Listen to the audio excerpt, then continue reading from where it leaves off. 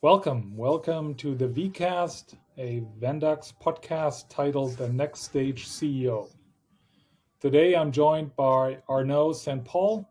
He is the founder and CEO of Tapuat, based in New York. Arnaud is an award-winning serial entrepreneur across finance, technology, and social impact. Tapuat is a leadership coherence research institute and diagnostic company.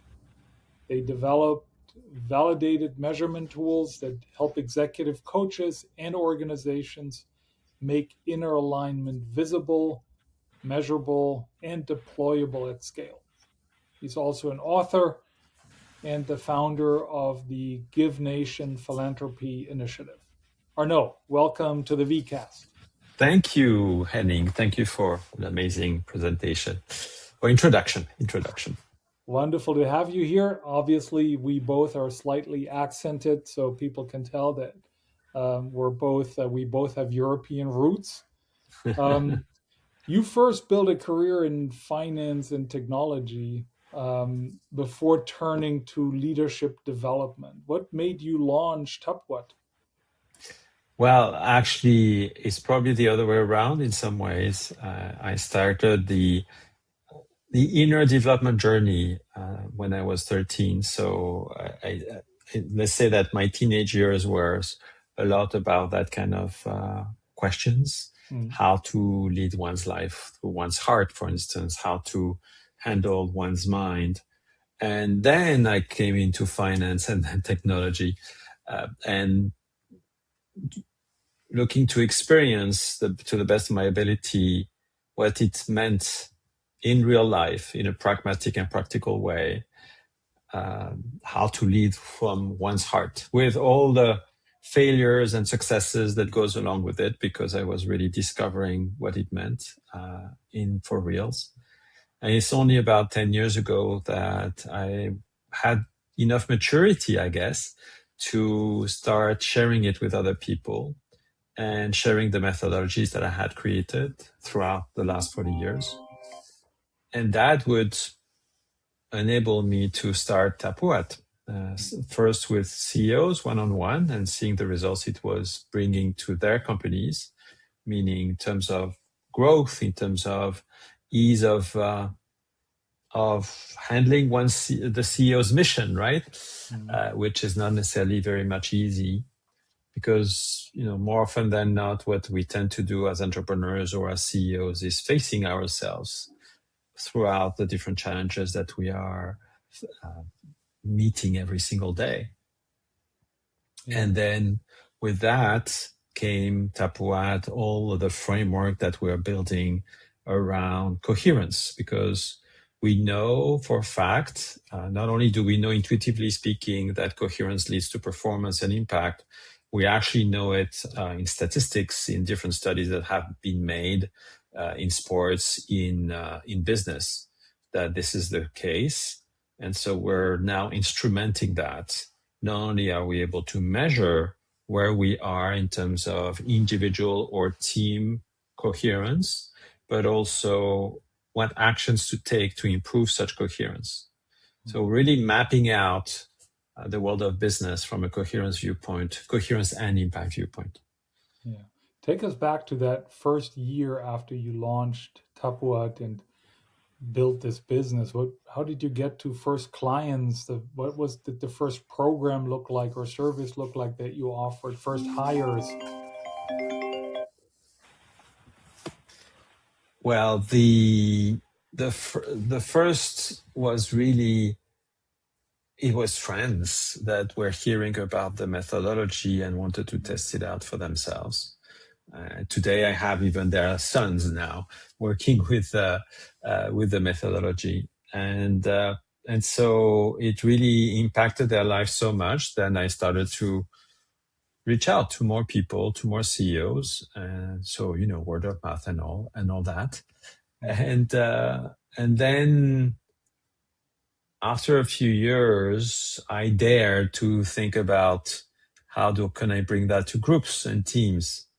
And so came in the experiment of bringing more people in New York around that topic, and then finding cohorts testing it with them, what was the outcome of it, and really start paving step by step the path that would enable more people to access what I know to be true, but is not necessarily accessible initially to many people. So building the Heart Leadership Index, which is now our flag product that enables us to map out the coherence of an individual or a team, creating the trainings and the sprints that goes along with it to help these teams to grow in terms of coherence, and then creating certifications for coaches as well, for them to be able to read what our AI is outputting,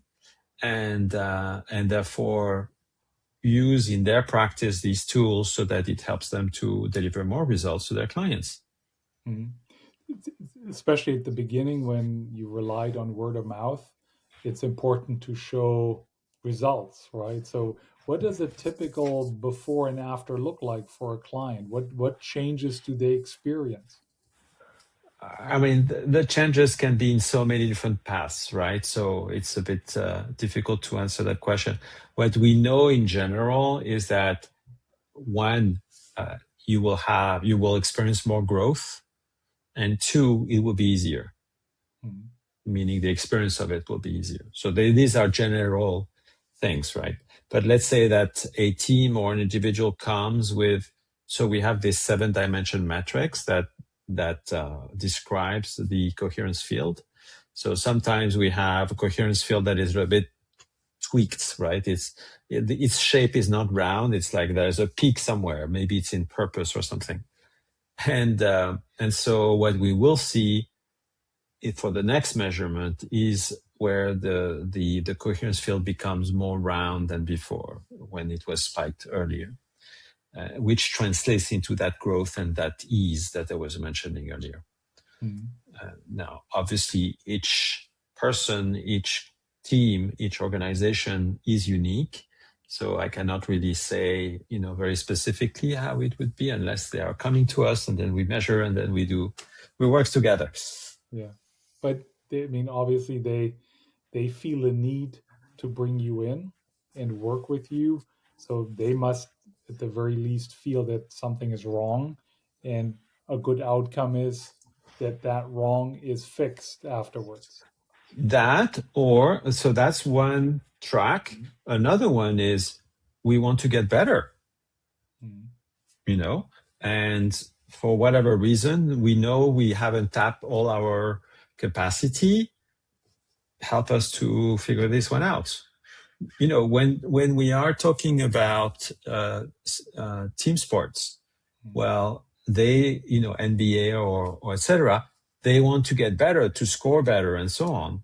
Well, the same can apply in business. We just want to be more efficient, more optimal, more coherent, and so that's also why they're coming to us. Okay. Now, as the founder and also as the author of the book and the methodology, you are the brand, you are the face of the company.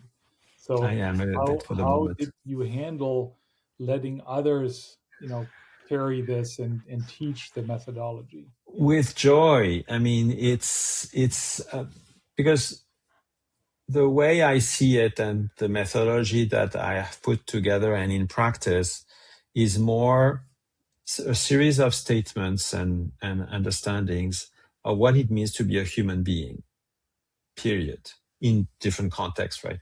We're focusing on business because this is where we can measure the impact, but it applies to absolutely every single aspect of our lives. So from that moment on, we have just the foundation of it, which is the methodology and the framework and the paradigm. And we discover together what it means in our day-to-day, right? So for me, it is more of something that we're building together with our clients, with our coaches, with our guides, with everyone. So my personal wish is that the more we are, the more we're going to discover what it means to live this heart leadership that we are championing, and this coherence, what it means for each of us. where do you, or where did you find the talent to to make this message theirs and deliver it with the same joy and the same conviction that you would?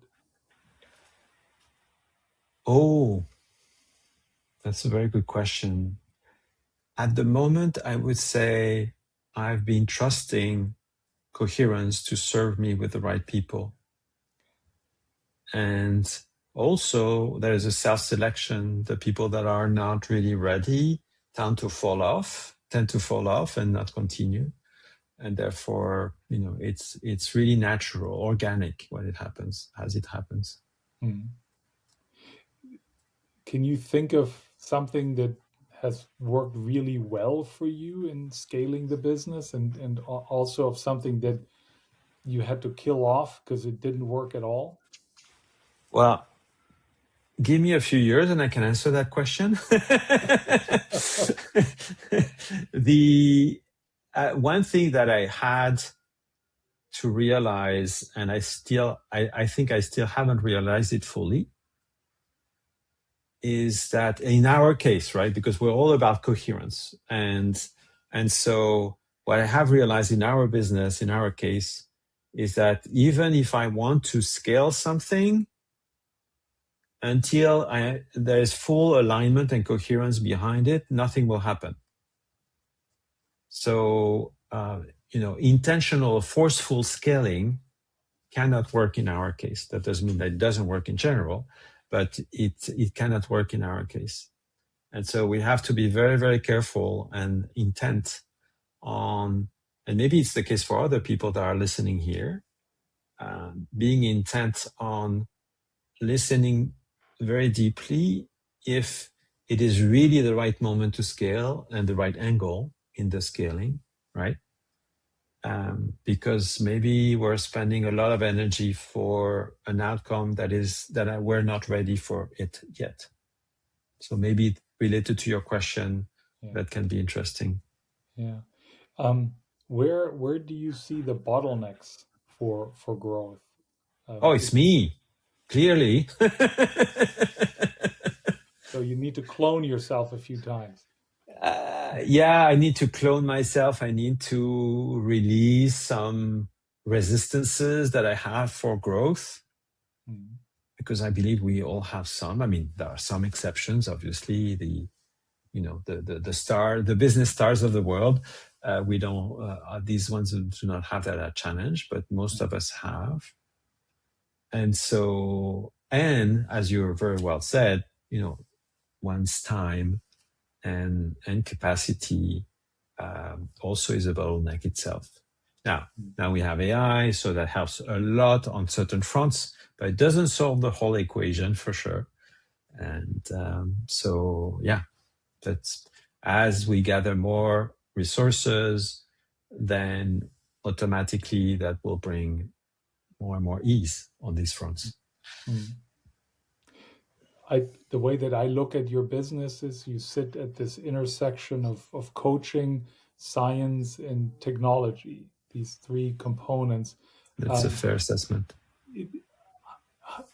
How do you balance these three things and make it such that the outcomes are always serving clients and their needs? I mean, I would imagine some clients need more coaching, others need science and data to be convinced, others want to incorporate your work into their technology, into their processes. How do you handle these different needs that clients may have and come to you with?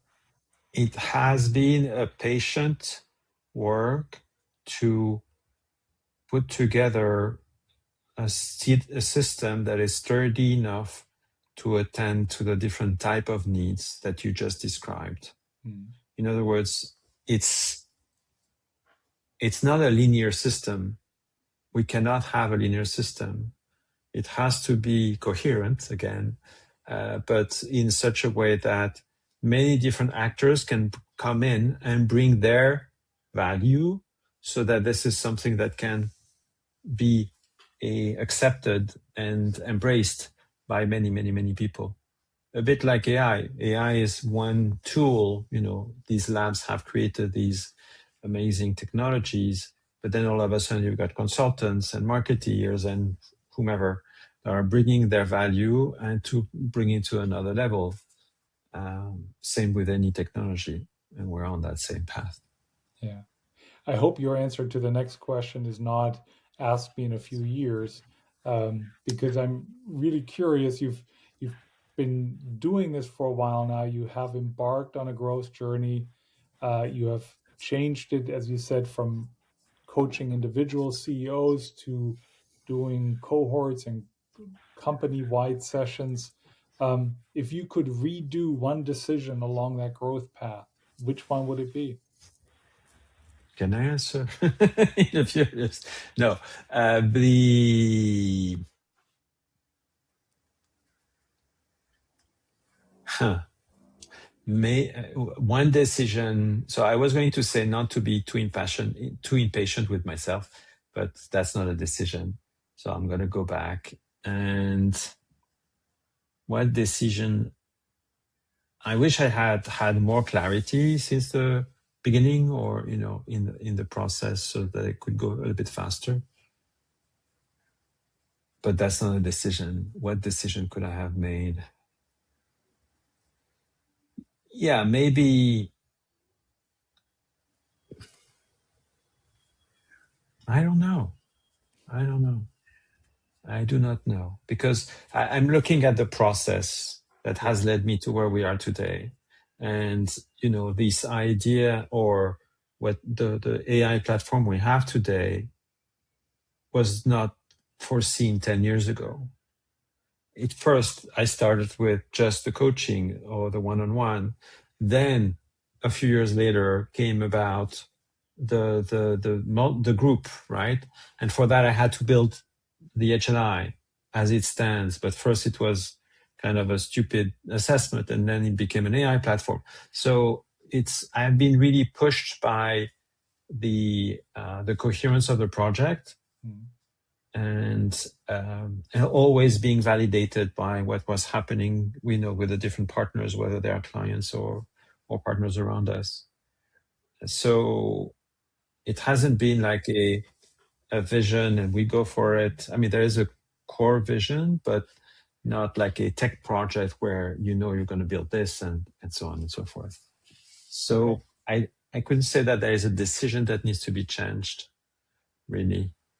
Okay. Well, it's fair to look back and say, Yeah, it's a great question. Each decision fell in, what was done at the right time. It required outside influences like AI. If you had tried to build it 5 years ago, probably 3 years ago, it wouldn't have been possible because the technology didn't exist. Indeed. That's very true too. Yeah. So we're looking forward now. Where do you want Tapuat to be in 2 and 3 and 5 years? Well, looking forward, I expect Tapuat to be the standard in terms of coherence and impact from a financial standpoint, where everybody, so a bit like Gartner Group, but in our lane, so to speak, where corporations look to us to know how to train towards more coherence, to measure themselves, and so that we can share the best practices on that journey that we all are on. Because you very well know, the better we measure something, the more we can manage it. And so that all together, we can achieve the goals, the impacts that we want to have in the world. Yeah.